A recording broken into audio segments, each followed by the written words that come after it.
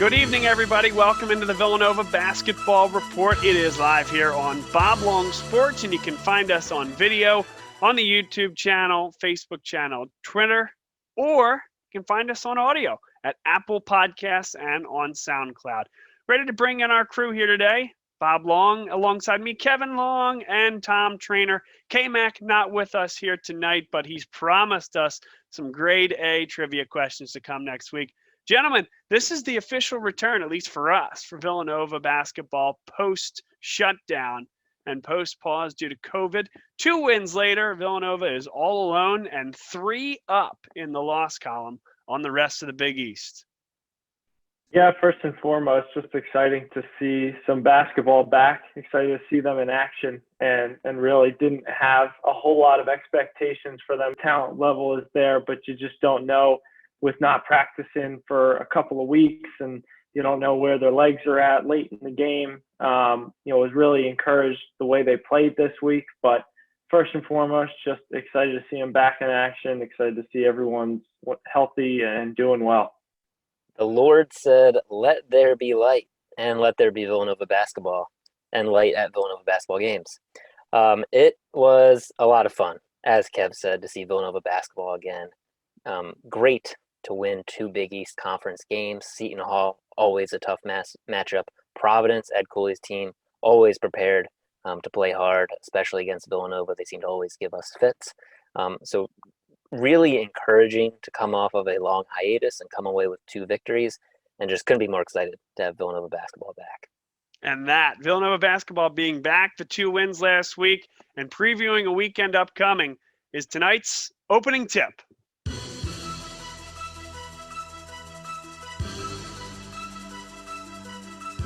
All right, so let's talk about the first 2 games back. You mentioned Providence this past weekend, the game before that, Seton Hall.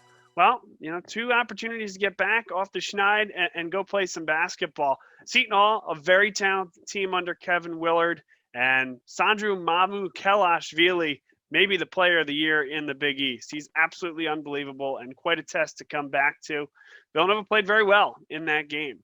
Certainly there were instances where you thought maybe the drag of being off for 27 days did show, but generally speaking, thought the team played very well. Didn't shoot it as good as they could. Jermaine Samuels was a guy that jumped off the page at you with 20 points in a game where you saw Caleb Daniels, who had been banged up during the COVID pause, as well as Jeremiah Robinson Earl, who we don't know who had the virus per se, but a couple of guys looked more sluggish than the others. And I was thrilled to see Jermaine Samuels play so well. He might be playing the best basketball of his Villanova career thus far. Yeah, that was a big spot for him to come through. And we weren't sure coming into that game, him not being in the starting lineup, if that was, something related to the break or if that's something related to Jay reevaluating the starting lineup. But clearly Jermaine came out with a purpose in that game and shot the ball really well. I was just really encouraged by the way that he didn't force anything up. He, took a lot of open threes. He took the right opportunities to drive to the lane. And it's just a really great effort by him. And Colin Gillespie really shot the ball well. I was encouraged by the way this team shot the ball in that Seton Hall game. Was not expecting that after not being able to practice for a certain amount of time. And, maybe guys are getting in the gym on their own and getting shots up on their own. And that's able to keep them fresh. But it looks like they did what they needed to do to keep themselves fresh. And like you said, Mamukelashvili, he is a matchup nightmare. He was impossible to guard all night.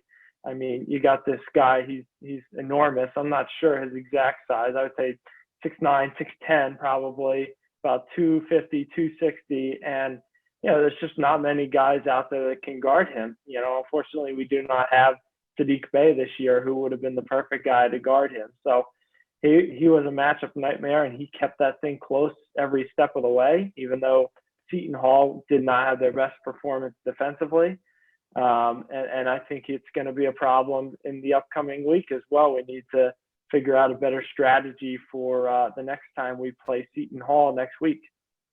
Where'd you see out there, Tom? Yeah, how about Jermaine Mann? Love it. We've been saying since early December that we would like to see him take a little bit more of a backseat role and fit in as a piece, and time his offensive opportunities rather than forcing the ball or dribbling into nowhere or looking overly predetermined, as he seems to look at far too often. And this was a game finally. He wasn't in the starting lineup. Came off the bench and did exactly that. He found his opportunities. Seton Hall was giving him opportunities. And man, did he look confident shooting the jumper. Those 3-point shots looked confident. They looked as smooth as I have ever seen Jermaine Samuels, if smooth is even an adjective to use with his jump shot. Smooth as I've ever seen. He looked good. And then Mamu is just a baller. I think that JRE needs to send him a thank you note because I think he learned quite a few lessons in how he needs to do a better job guarding the post if he is going to be a lottery pick in the NBA draft, or a bona fide lottery pick, I should say, because he most likely will be. But man, Mamu took JRE to school several times, so I think a lot of tips for JRE to work on. Needs to send Mamu a thank you note, and as Kevin said, he and the team need to make some adjustments before facing Seton Hall this weekend. Yeah, sure. A thank you note, maybe, if he's able to correct those mistakes. Otherwise, Sandro has just put it on film for all the scouts to see. So 2 ways that could go. But listen, the other thing is defensively as a whole, Villanova, it did feel at times that Villanova needed to find a way to score just about every possession. It was back and forth, and the defensive struggles made that game very much in doubt down the stretch. But they came up with the win there. Then the return home for Providence on Saturday. It was one of the most languid first halves that I've ever seen, about as poorly as Villanova could play offensively, and even the good looks that they did get, a lot of them just wouldn't fall. And then a ray of sunshine, if you will, brought everybody back to it, and they scored 40-plus points in the second half, played well. After about a 20-minute break, would hate to be a UCLA fan whose game was delayed on Fox because of a light delay that $65 million couldn't fix in a pavilion renovation. But nonetheless, a nice win against Providence. What you needed to do, you keep the ship rolling into what is going to be a very tough week upcoming. 2 games, 3 days, Seton Hall on the 30th, and then UConn this coming Thursday. Yeah, another really well-coached team in Providence, and they played a really nice defensive game. I think that some credit needs to be given their way for the poor shooting performance on Villanova's first half, and they played a really great game overall, and their star, David Duke, really took them out of that game. I think he forced up a lot of shots, just trying to do more than he honestly could, and more than his team needed him. And I think if he had played a normal game and stayed within himself, we would have been in a much tighter battle down the stretch. But he really took his guys out of it. And to our guys' credit, they came out with a different attitude in the second half. They shot the ball a lot better, and they got themselves right back in that game quickly and took charge, halfway through the second half. Certainly a shaky start, but despite the shaky start, due in part, give credit to Alan Reed, freshman from Providence, who's turning into a very good Big East basketball player to be reckoned with. I think despite the sluggish start, we saw a lot of positive signs, in particular, Villanova's strength coming through, their strength that they've had all season, which is their ability to take care of the basketball while forcing their opponent into tough situations and turnovers. Providence turned the ball over 19 times. Villanova, who's only averaging 8 turnovers a game, turns the ball over 9 times. And it's all led by Colin Gillespie. He is the rock of this basketball team. He's averaging just over 15 points, almost 16 points a game. He had 15 points in the contest this weekend, 6 assists this weekend. He's averaging 4 assists and just 1 turnover a game. And so when he's clicking and he's taking care of the basketball, the team seems to feed off that. And from your senior leader, what else could you ask for? And that really has been the key. If Villanova can take care of the basketball, if they can win the turnover margin, not saying they're as reliant on turnovers as the Tampa Bay Buccaneers seem to be, but if they can win the turnover margin, that seems to be a key to Villanova basketball moving forward. Well, sure. And the tale of two halves, we talk about correlation and causation here on this show. You mentioned the 9 turnovers from Villanova, some simple math. They turned it over 8 times in the first half. That's 1 turnover in the second half. And that's a big reason they struggled to score 30 in the first and scored 40 in the second. Same defensive intensity in the second pushes Providence to that high turnover total, exactly like you said there, Tom. But again, I don't know if that's going to be a game that's going to be, hung in the Louvre, any images there. But nonetheless, you get a win. You're undefeated in the Big East. And right now, it's only going to show a half-game lead for Villanova in the Big East standings, but 3 up in the loss column over anybody else, including a top 15 team in Creighton. That's saying a lot. And it does feel as if, this is the conference. The conference is this team's to win or lose at this point.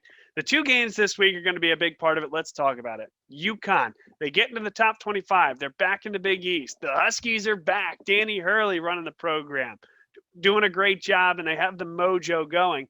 All of a sudden, 2 losses hit them hard. Creighton, certainly a tough loss. St. John's just can't happen. Huskies are going to be coming for blood here this coming Thursday. It's a huge game for them, not looking for a 3-game skid. This should be a great matchup on Thursday. Yeah, I agree. It's going to be a great matchup featuring a lot of really good guard play. That's what UConn specializes in, and that's what Villanova has specialized in for a really long time. We're going to see a lot of 3-pointers. UConn shooting the ball at a 35% clip from 3 right now. Villanova, as we have seen over the years, continually shooting the ball from 3 well, and even in that Providence game, continuing to shoot despite struggles. Jay, we know, preaches just keep at it; they'll eventually fall. So I expect a fairly high-scoring game at this one, and a lot of good shooting and a close one at the end, even though UConn is stumbling a little bit here. I have a clarifying question. Fact check: is Bouknight back for this game? He's out. Had an elbow surgery. Yeah, I don't know that he's going to be back for this one, but he's been very, very good for that team, and that's a big loss. Yeah, and I mean, that's really the story. You said it. I mean, 2 straight losses, one of those St. John's, which, typically you'd say can't happen, yet at the same time, this UConn Huskies team had crept into top 25, as you said, Bob, and then they have a couple games postponed. Bouknight has elbow surgery. So not saying a loss to St. John's is excusable, but those 2 losses are maybe a little bit more understandable in that light. And who knows? This weekend, first of all, it's Villanova's first game against UConn in the Big East since UConn's returned to the Big East this season. So both teams will be coming to play. UConn will show up, and maybe they'll have had some time to figure things out. Another full week of practice, another game under their belt. And so maybe a little bit more time, and maybe this won't be the same UConn team that we saw lose to St. John's, lose pretty handily to Creighton, and also question mark. So just wanted to point out, who knows? Maybe this UConn team is that top 25 team we saw. Maybe they've just run into a bit of an unfortunate bump. But either way, it's going to be an entertaining game, and excited to have UConn back in Big East basketball. Yeah, and one thing you're going to see with UConn is size inside as well. Kevin talked about their ability to shoot the 3, and that goes beyond Bouknight. He's not going to play, but that the guard trio as a whole there is going to be tough. Also, some big time size inside, and Jeremiah Robinson-Earl, for as good as he is, he's not 7 foot tall, and so a little bit of a lack of coordination, I think, amongst the big there at UConn, but still something that Villanova is going to need to rebound the ball, secure it on the offensive and defensive end. And be put in a position where they can control the game in that way. I do like the Cats to win it, but again, UConn desperate for a win, trying to find out their new identity without their best player. And we'll see what happens as Villanova travels to Stores. Then on Saturday, another road game as Seton Hall hosts Villanova for the second time in as many weeks. Traditionally a very difficult place to play, at the Rock in northern New Jersey. And, well, they're not going to enjoy losing on the last-second foul call. Cole Swider goes to the line. Folks didn't like it on the Twitter machine. I get it. But it's either a foul or a travel, which would have given Seton Hall the ball with 0.9 left. So, nonetheless, the call goes the way it does. Villanova wins the game. And we take a look forward to the Rock on Saturday. Yeah, I think that's going to be another great game. I expect more of the same. I don't think that Villanova looked necessarily slowed down by their delay and absence from playing. And, except for maybe Caleb Daniels, who did not look like himself, didn't get his normal minutes. I see another very offensive battle. Like we talked about earlier, Jeremiah Robinson Earl is going to have to find a way to cover Mamu Kalashvili, or he'll have similar result as he did last week. And it's going to be another great battle, another test. Now this one away from home, although it doesn't mean nearly as much as it did in years past. But I think it'll be a difficult game for this team. I wouldn't expect that because we have 3 games now under our belt and we're feeling a little bit better about ourselves, we're just going to steamroll this team. They're going to come ready to play, and they're going to be hungry after that one. I mean, you could see Mamu Kalashvili was upset that he did not catch that ball. He thought he should have and been able to turn around and put that ball in. You know that these guys are hungry for this win after that loss. 2 things there. One, yeah, you mentioned not slowing down. The only thing slowing down just slightly, you're fine now, was the Mount Laurel internet connection, but all good now. Secondarily, Mamu Kalashvili. Yes, that was – listen, I know you want to win the basketball game, of course, and very intense. Was that a bizarre reaction, length of reaction, totality of reaction to you guys at all? It just felt odd to me. It's an odd reaction, but I think it was an odd scenario too. It looked like he was expecting a tip and was going to try to catch it off the tip, and it didn't.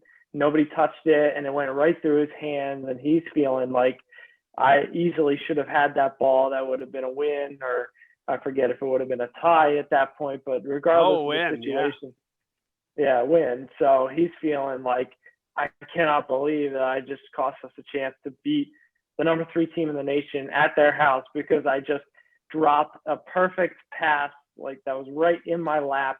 I understand that feeling, and that's tough to get rid of. And totally. I'm with you. I'm with you 100%. I'm with you 100% on all of that. And it was some odd mannerisms. I don't know. It was like hitting himself in the face. I like the reaction, Bob. I mean, I like being fired up. It was just an odd maybe I'm alone on a block on this. It was just weird. I thought it was a great reaction. I thought it was perfectly appropriate. I thought it was also a nice reminder that at the end of the day, these are kids. I mean, these are 19, 20, 21-year-old kids. And I thought his reaction was I don't know, hate to call it a Seton Hall player endearing, but I thought it was appropriate. I thought it was an appropriate reaction, and again, I think it was a good reminder. These are kids and human beings out there playing basketball. Absolutely, we put a ton of pressure on them and high expectations on them, but they're just kids. They're kids, and he was really intense, and I love that. There was just something a little bit off about it, but nonetheless, I think it's going to be. I mean, I think he's going to come out with a vengeance. He certainly had a great first game, and again, I think he's probably the best player in the conference right now. I cannot think higher of his game, and I think he's an NBA player for sure. Thorn in the side of every Big East team he plays. He is incredibly skilled, talented, and technical. I'm going to go ahead and say I think this might be Villanova's most exciting game of the year, this game against Seton Hall this weekend. And I say that because this week for Seton Hall, looking big picture, is their week of the season. They have Creighton tomorrow night, and then they play Villanova this weekend. They're sitting at 9-6 somehow, because of the cannibalism that we see in the Big East. They're in 3rd place in the Big East, but they're sitting 9-6. So if you're thinking tournament for Seton Hall, this is a big, not necessarily break weekend for you, but a make weekend for you, week for you. So Seton Hall, I mean, we have to see how their game goes against Creighton tomorrow. But this is a big weekend for them. They're going to be fired up. They just lost a close contest to us on in their minds, maybe a controversial ending. And so I won't be surprised if we look back at this and say, well, first of all, I think it's going to be a fun ride, but look back at this game and say, wow, that this was maybe the game of the year, at least in Villanova's conference schedule. And I can't wait for it. Yeah, the game it'll have to top. Villanova Seton Hall round 1. We'll see if it gets there. Should be a lot of fun. Next up here on the Villanova Basketball Report, we're going to go to V's and O's, take you to the whiteboard, and we're going to break you down how Villanova reacts offensively when somebody runs the Wildcats off the three-point line. It's an important distinction because for all the great Villanova teams that have been, three-point shooting has been a premium for this team and a key skill set. So we're going to go to the whiteboard and say, hey, how does Villanova not only try to enhance but really embrace the offensive sets when they are run off the three-point line by the opposing defense? Stay with us.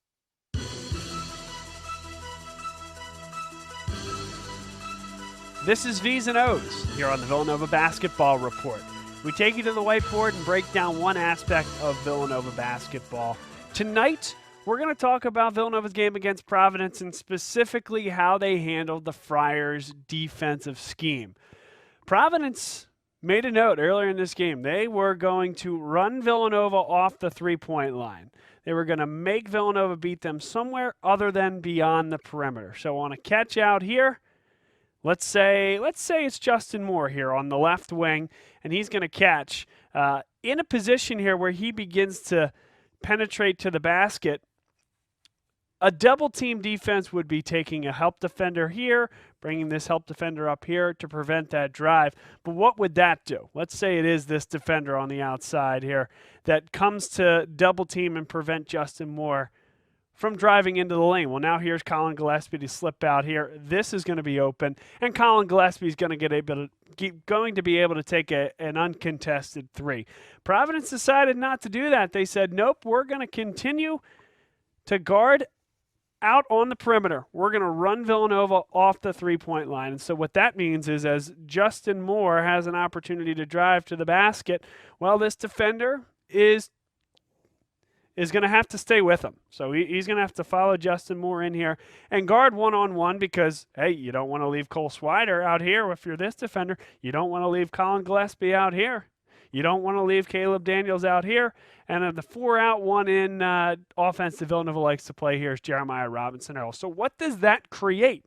It creates a lot of driving lanes and now an opportunity for Justin Moore to go against a smaller defender, a guard defender right about here.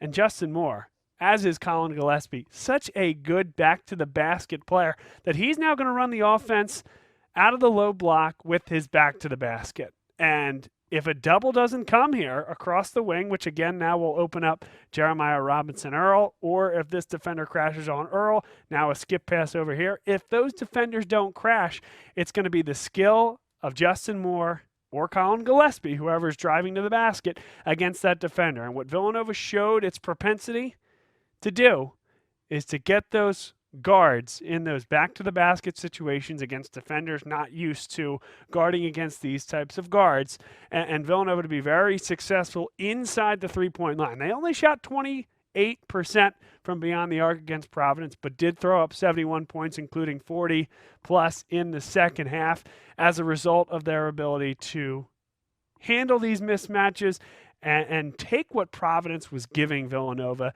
defensively throughout that game.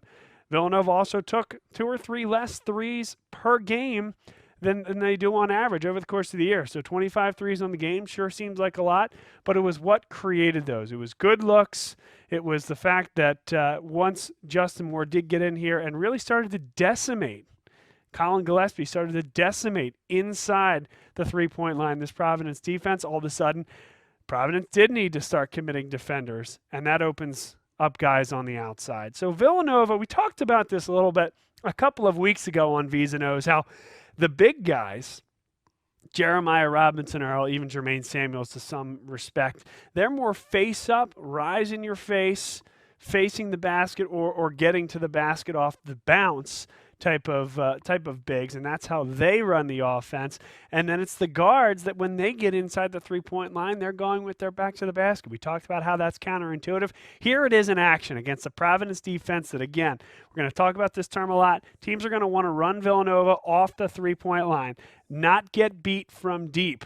And Providence did just that. Villanova's ability to understand that that's going to be the game plan against them and effectively neutralize it by getting to the basket with strong and very capable guards that can score from anywhere on the floor is how Villanova basketball is going to be successful. It's how they shook off a little bit of rust in the first half, second game back after a 27-day break in order to put up 40-plus in the second half, do so in an efficient manner, and really start to wear down a Providence team that has been very good defensively this year. So keep an eye on that this week and the rest of the year. Villanova is going to play UConn on Thursday, and then Seton Hall. They'll travel to Seton Hall over the weekend. Both of these teams have strong and talented guards. UConn's going to be a little bit shorthanded at the guard position. Let's see if they will double on the drive or if they're going to continue to run Villanova off the three-point line. Let's see how Villanova adjusts.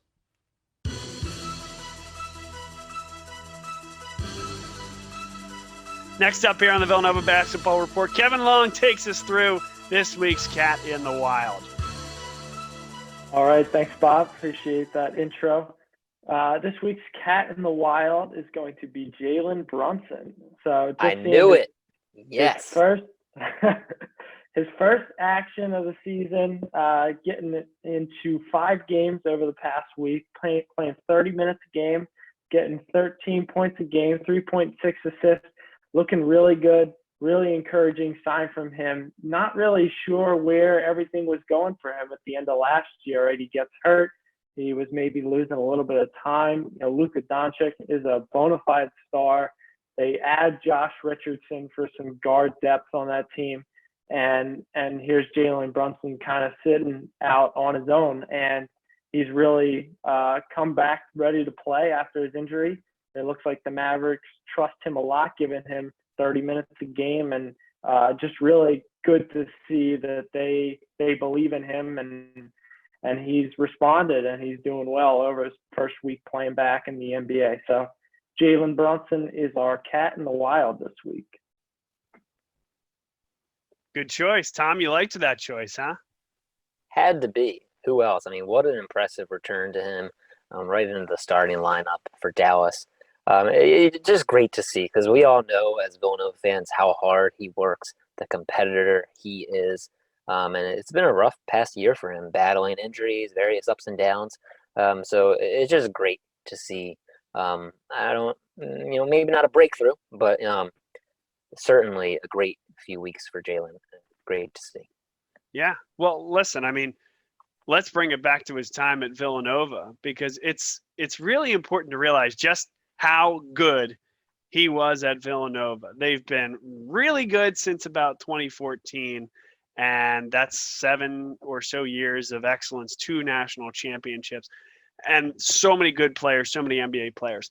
Let's call it what it is. For me, he's a top 3 Villanova basketball player of all time. 2 national championships, a Naismith National Player of the Year. The only guys that I can really think about to put into his category, and this is open for discussion here, Howard Porter and Paul Arizin. I think Jalen Brunson's right there, in the top 3 in Villanova basketball history. Yeah, I think Josh Hart is right there as well. Randy Foye, I think, has his own unique place in Villanova history. Of course, Kerry Kittles, who still has the all-time scoring record. But for me, it's Howard Porter, Paul Arizin, Jalen Brunson, when you talk about highly decorated Villanova Wildcats. Yeah, I think another guy you put in that conversation is Scotty Reynolds. He never made a big mark in the NBA, if any, I believe. And but he really had a great career, capped it off with a Final Four run in that big win over Pitt. But you're right, absolutely. Jalen Brunson, he's got the 2 national titles. He was a major contributor as a freshman on that 2016 team. He was not just along for the ride. He's absolutely up there in the top 3 of Villanova basketball players all time. But still 4th drafted out of Villanova in that year, which is unbelievable to believe. Yeah, I think when you look at best Villanova career, like best Villanova basketball player, obviously it remains to be seen what type of NBA career Brunson has. But I think 2 national championships, national player of the year, graduated in 3 years. I'd put my money down and say Jalen Brunson is the best Villanova basketball player of all time. And Paul Arizin, obviously, one one of the greatest 50 NBA players of all time. Sky Reynolds had a great career. Kerry Kittles had great careers, but didn't win national championships. Didn't win National Player of the Year honors. I mean, I don't know. Okay, I'm not going to say it's not close, but I think it's in hands down clear choice Jalen Brunson, just in terms of Villanova. I think basketball Arizon was career. National Player of the Year. Let's fact check it. I believe you. Let's fact check it. Let's fact check that. And while you say that, Howard Porter, whether or not he was the guy that UCLA, Bill Walton, and John Wooden had to go four corners against, so that in a shot clockless environment, Villanova wouldn't upend them and disturb that long-time winning streak prior to Digger Phelps and Notre Dame doing so years later. But Howard Porter was also the best player in college basketball, and probably in a more dominating way than Jalen Brunson was. So I think those three for me. All right, Bob. We have the fact check returns early. All right, let's hear it. You are correct. Here we go. He was the NCAA season scoring leader in 1950, consensus first team All-American, and Sporting News and Helms Foundation National Player of the Year. See, the Helms Foundation. I mean, I think we all know who's awarded that every year. Yeah, good stuff. Good stuff. So that's my three. I'm sticking to it. I'm glad you guys are on the block rather than saying, Bob, you're a nut job. So that's good. That's good. It's great it's really good to just take a step back and think about, although this run has been really special over the last 7 years, certain guys stand out above the rest, and Jalen is one of them. So Kevin, a wonderful job on Cat in the Wild. We may have dipped our toe into the waters of the next segment, which is our trivia question. Some Nova trivia. K-Mac, nowhere to be found, stepping in his place, an audible Tom Trainer.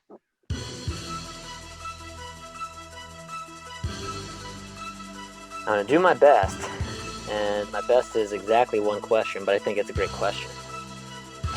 So we have Villanova's first Big East regular season game against UConn since the dawn of the new Big East, and UConn's return this week. So in honor of that, the question is this. How many Big East regular season titles, shares or solo titles, did UConn win in the old Big East? Did UConn win in the old Big East? So how many Big East regular season championship titles does UConn men's basketball have? No idea. Pulling one out of left field here. All right. 1, 2, 3. Wow. 5, 5, and 6. Okay. And none of us were close. Nobody was close. So my count, 1, 2, 3, 4, 5, 6, 7, 8, 9, 10.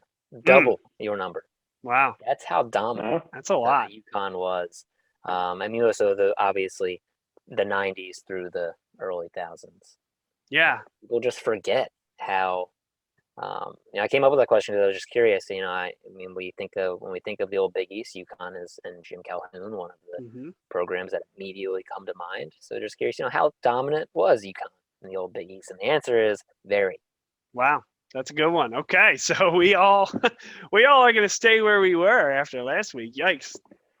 That's pretty surprising considering how competitive the Big East was. Yeah. I mean, not that it's a bad conference now, but you think about some of those great teams: Pitt, Syracuse, UConn, all playing really well. Villanova, and the years when Louisville came in, and even Cincinnati. I mean, so many good teams to win it that many times in a short amount of time. Just truly Georgetown. Impressive. I mean, Georgetown was very good for a period of time there too, until Steph Curry pretty much broke the team and broke JT3. Yeah, even St. John's. I mean, wasn't great in the early 2000s, but prior to that, a very, very good team. Yeah. Great question there, Tom. Very nice. K-Mac he's got to start looking over his back there. Hey, quality over quantity. Bingo. Quality over quantity. One question. Right. Sometimes that's all you need. That's right. Especially when you have 8 minutes notice. Yes. here's a quantity for you: 10 Big East regular season titles. My goodness! I mean, not even an original member left to the AAC when all the reconstruction was happening. Wow, that's impressive. It's a big number. So with that said, boys, one more segment to go. Time for the shoot-around.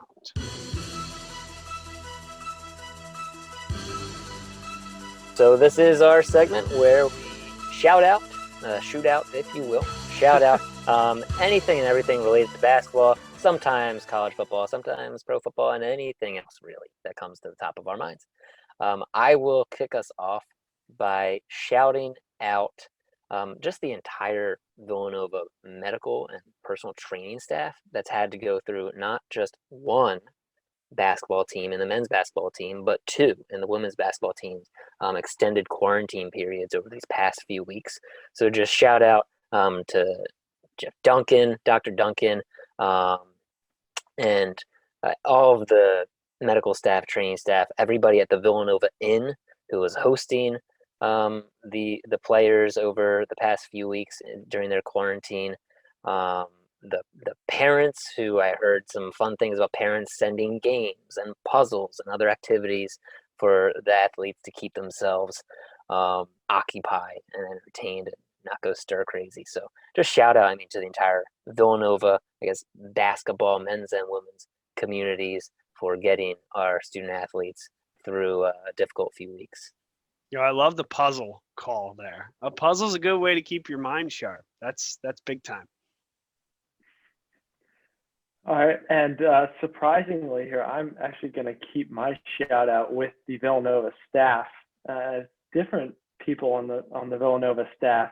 It's whoever had to go put up a curtain over that window during halftime of the Providence game. I don't know who that would be. I don't know if that's a manager. It's like, hey, you got to go find a ladder and a curtain and put something up there, or you have a building superintendent on site during the game. I don't know whose responsibility that is, but shout out whoever put up that curtain and let the game continue on.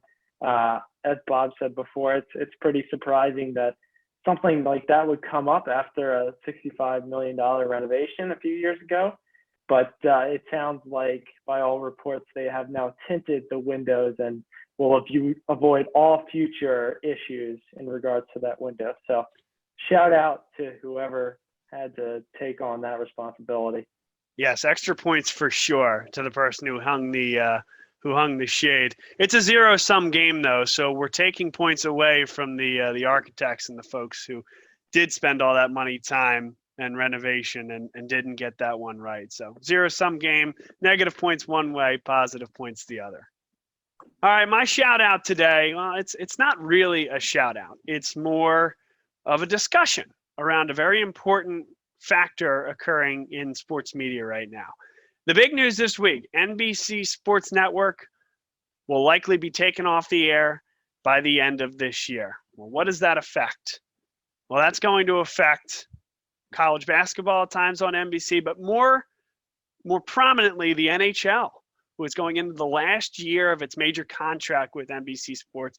Way back in the time when ESPN didn't bid enough and the NHL decided to go another route. So the NHL is going to have to figure something out. NASCAR is going to have to figure something out. Here's where it becomes an issue for college basketball, potentially even the Big East. The Big East has a contract with Fox Sports. It was a 12-year deal signed in August of 2013. It was a match made in heaven. Fox Sports 1 was a brand new network, and the Big East was essentially a brand new conference with everything new except for the name, and where they're going to have the men's basketball tournament every year. So it was a great deal for the Big East. It was a good deal for Fox. Folks thought that maybe Fox overpaid. 2 national championships later, and in addition of UConn, maybe they think that Fox Sports underpaid. But by 2024, 2025, I want you to think about what may or may not happen over the next 2 years. We're in the middle of a viral recession. Do not know when it's going to end. You're seeing media companies lay off people all over the place.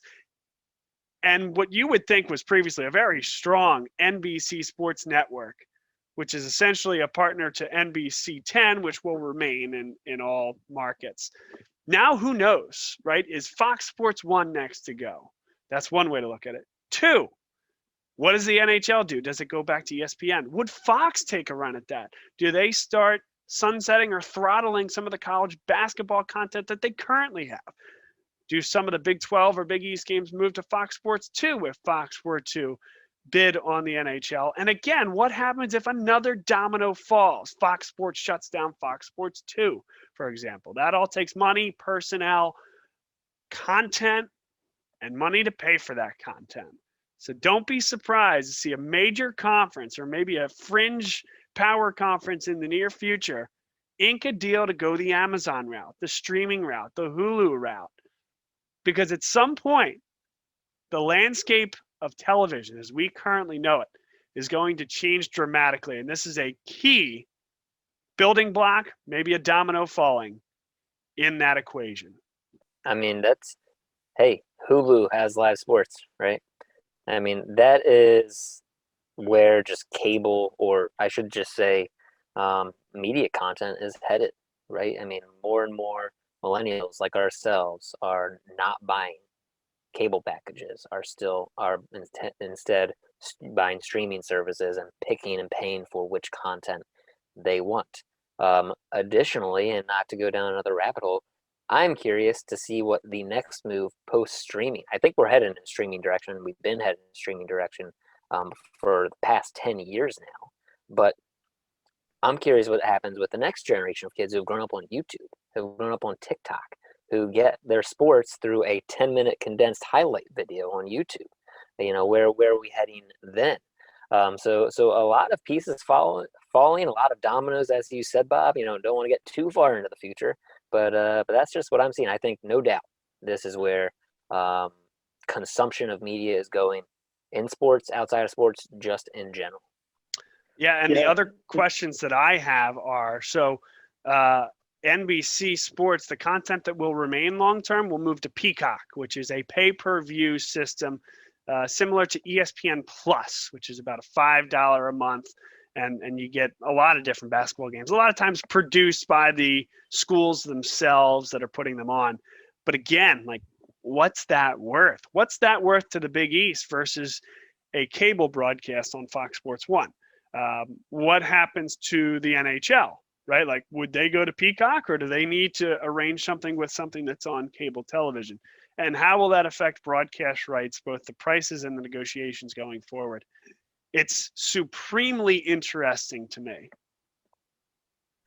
Yeah, and it seems like everything has gone in terms of shows and movies to these streaming services where, you know, nobody goes to their local TV channels to see what movies are on anymore. You look through Netflix, you look through Hulu, you look through HBO, and live sports has not made that jump yet. There hasn't been any sort of change to the way that it's viewed for the most part, right? You need a cable package or a streaming service that's like a cable package to watch those live sports. So could very well in the near future seeing everything becoming so specialized where you have to subscribe to a Peacock or an ESPN Plus. And all of these leagues, all professional leagues, have their own streaming services for every out of market game. You think about, you know, NHL.TV, MLB.TV, they all have those types of services. So it could be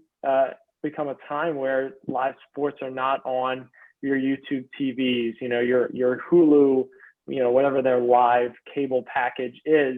It may just all be, you know, buy your college basketball package or buy your Big East package from ESPN Plus or whatever it may be. So I think you're absolutely right. There's a day of reckoning coming, and it's going to look different in the near future here. Yep. Remember also, Fox asked out of the golf contract. They signed a huge golf contract to broadcast with the USGA, that is, to broadcast the USAM, US Women's Open, US Open. They asked out of that contract. It was a loss leader for them. They lost money in the recession, didn't see this coming with the coronavirus, and asked out of it. New Era Field in Buffalo asked out of the contract. So I think there's two things at play, which is the move to digital, which again, I don't know if it's necessarily a next year thing, because there's still a lot of people that like to go onto the clicker and go onto their Comcast or whatever it might be. But combination of that seismic shift over time and where costs are, what the cost structure is, what the value of advertising is on television versus print versus just digital, cheaper marketing avenues for companies that essentially pay the bills, right? So a company comes in and advertises, the network knows that they can allocate that much money minus their operating expenses, and where supply meets demand there, and where expenses meets profit, that meets revenue, that's what they can bid for these packages. And right now it's still going up, but at some point there's a plateau. At some point maybe it goes down, or conversely, these streaming services become so popular that you have more networks, a larger scope, all negotiating for the same product, and that could drive prices up. We just don't know enough at this point to see what comes next, but I can't wait to see what happens, because sometimes that's just as interesting as the sports themselves. So there you go. That is our shout out here tonight. Shoot around. Anything else for you guys before we go? Go Cats. Good to go. Yeah. Looking forward to UConn's return to Villanova here. Kevin Long, very businesslike. Nope, good to go over here. All right, boys. Well, hey, I appreciate it. This is a great show. We'll welcome K-Mac back next week. And until we return, enjoy the basketball.